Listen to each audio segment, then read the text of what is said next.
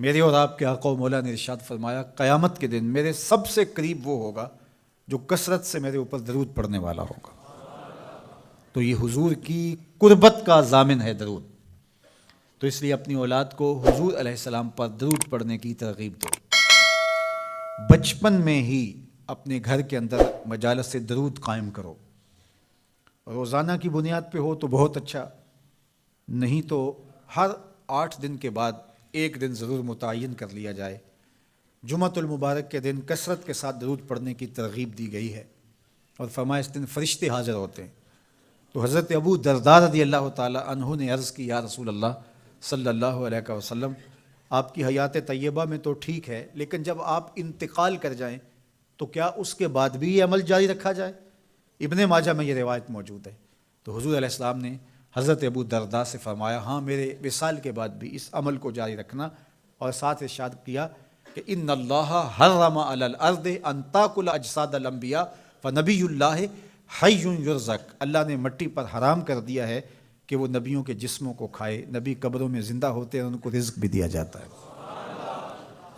تو کہا کہ یہ میرے بعد بھی میرے اوپر درود کے سلسلے کو جاری رکھنا۔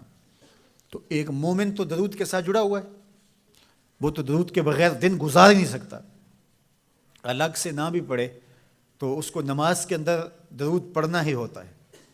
درود ابراہیمی تو نماز کا حصہ بنا دیا گیا، اور اس کو کثرت کے ساتھ درود پڑھنے کی ترغیب دی گئی۔ تو درود ایک ایسا وظیفہ ہے کہ جو اپنی زندگی میں جتنا زیادہ شامل کر سکتے ہو اتنا زیادہ شامل کر لو۔ ویسے بھی درود پڑھنے سے بچوں میں تقدس پیدا ہوتا ہے، بچے پاک دامن رہیں، عفت مآب رہیں، ان کی طبع میں تقدس رہے۔ آپ چاہتے ہیں، ہر ماں باپ چاہتا ہے، اور پھر دور موجود کے اندر جو فتنے ہیں تو بہت ضروری ہے کہ ہماری اولادیں تقدس مآب رہیں، تو ان کو درود کی ترغیب دو، تو اس کا عملی نتیجہ یہی ہوگا کہ ان میں تقدس کا جوہر پیدا ہوگا، اور ان کی عصمت کی حفاظت رہے گی۔ اور درود شریف پڑھنے والے بچے اور درود شریف نہ پڑھنے والے بچے دونوں کی عادات میں فرق ہوتا ہے۔ درود پڑھنے والوں کی طبع میں رقت، لطافت، نرمی، محبت، شفقت جیسے جذبات پیدا ہوتے ہیں۔ یہ درود شریف کا عملی نتیجہ ہے۔ بعض لوگوں کو شکایت ہوتی ہے کہ ہمارے بچے بڑے اکھڑ ہیں، بڑے تند مزاج ہیں، بڑے سخت گیر ہیں، تو اس کا علاج کیا ہے؟ تو اس کا علاج یہی ہے کہ ان کو درود کی تسبیح دو۔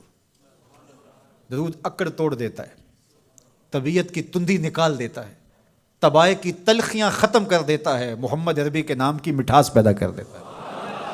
حضور کا نام شہد سے میٹھا ہے، دل آویز ہے۔ کھنڈ میں اتنی مٹھاس نہیں ہے، شکر اور گڑ میں اتنی مٹھاس نہیں ہے، شہد میں اتنی مٹھاس نہیں ہے، قند اور نبات میں اتنی مٹھاس نہیں ہے جتنی نام محمد میں رکھی گئی۔ ان کا نام لبوں پر آئے، میٹھا میٹھا منہ ہو جائے، ان کے بول بہاروں جیسے اور اصحاب ستاروں جیسے، ان سا پیارا اور نہ کوئی، ان سے بچھڑ کے لکڑی روئی، جب وہ سیر کو جایا کرتے سر پہ بادل سایا کرتے۔ میرے شہر کے ایک پنجابی شاعر ہیں، انہوں نے تو قلم ہی توڑ دیا نا، تینوں سینے دی میں ٹھنڈ آکھاں، اگر آپ کا ذوق ہو تو، تینوں سینے دی میں ٹھنڈ آکھاں، شہد گلاب تے کھنڈ آکھاں، تینوں نبیاں دا میں لاڑا آکھاں، تیرے ہجر دے وچ میں ہاڑا آکھاں۔ تو ان کا نام ہی میٹھا ہے، دل آویز ہے۔ تو درود غصہ ختم کرتا ہے، طبیعت کی تلخی اور تندی مٹا دیتا ہے، اکھڑ پن ختم کرتا ہے۔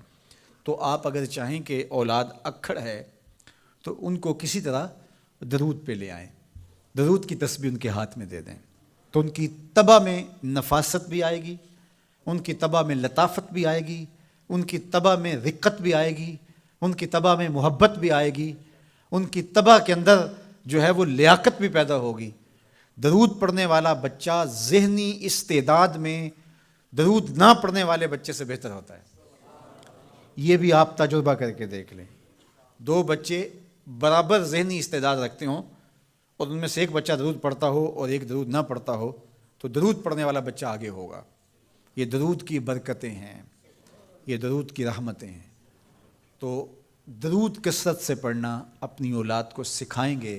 ہفتہ روزہ آپ محافل کا گھر میں انعقاد کر لیجئے، اور اس میں صرف درود شریف پڑھ لیجئے تو انشاءاللہ اس سے آپ دیکھیں گے کہ اولاد کو اس کا فرق پڑتا ہے. یہ تربیت کا ایک آسان نسخہ ہے اور یہ وہ وظیفہ ہے جس سے تھکن نہیں ہوتی. یہ وہ وظیفہ ہے جس سے طبیعت میں تلخی نہیں آتی. کہتے ہیں وظیفہ میں نے پڑھا ہے تو وظیفہ پڑھتے پڑھتے میری طبیعت میں یہ ہو گیا ہے. وہ بعض کہتے ہیں وظیفہ الٹ پڑ گیا ہے. بڑے وظیفے الٹ پڑھ سکتے ہیں لیکن درود الٹ نہیں پڑتا.